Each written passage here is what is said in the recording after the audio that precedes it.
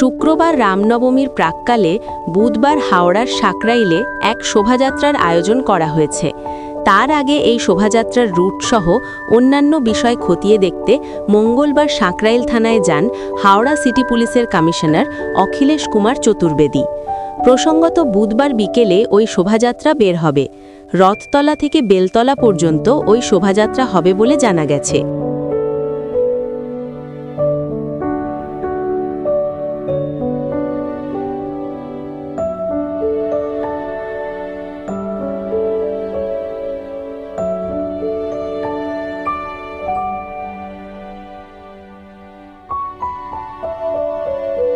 আজকে আমি এখানে রামনবমীর জন্য এসেছি। রামনবমীর যে রুট সুপারভিশন আছে ওটা দেখে নিই। কালকে এখানে যাত্রা আছে একটা, তো ওই রাস্তাগুলো হাওড়া স্টেশন কত থেকে শুরু হয়?